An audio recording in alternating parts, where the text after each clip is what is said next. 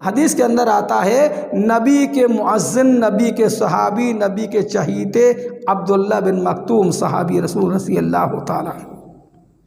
درخواست لگاتے ہیں ایک دن بارگاہ رسالت میں، یا رسول اللہ صلی اللہ علیہ وسلم، رات کی تنہائی میں، اندھیرے میں مجھے دقت ہوتی ہے، پریشانی ہوتی ہے، لہٰذا میری درخواست منظور کر لی جائے اور مجھے گھر میں نماز کی اجازت دے دی جائے۔ دیکھیے نماز چھوڑنے کی بات نہیں ہے، نماز پڑھنے کا تو ارادہ ہے، لیکن جگہ کی ترمیم ہو رہی ہے، جگہ جو ہے مانگ رہے ہیں اپنی مرضی کی، کہا کہ مجھے گھر میں پڑھنے کی اجازت دے دیجئے، بارش کے موسم میں مجھے دقت ہوتی ہے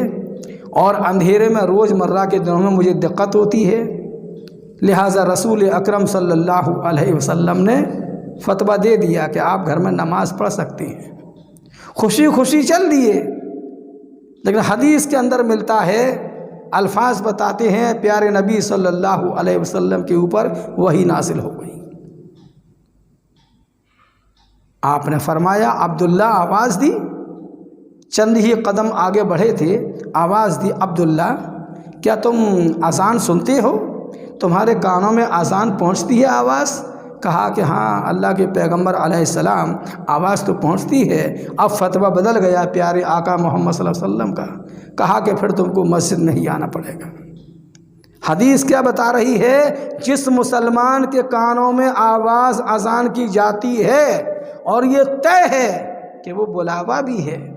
حی علی الصلاۃ، حی علی الفلاح، آؤ نماز کی طرف، آؤ کامیابی کی طرف، میرے دوست اور بزرگوں، اللہ کے گھروں میں تمہیں بلایا جائے، اللہ کا بندہ، اللہ کا غلام تمہیں بلائے اور نماز کی طرف بلائے، نماز کی برکت و فضائل کی طرف تمہیں بلائے اور کامیابی کی تمہیں گارنٹی دے اس بات کی کہ آؤ کامیابی کی طرف میرے دوست اور بزرگوں، تو لیکن تم لوگ جو ہے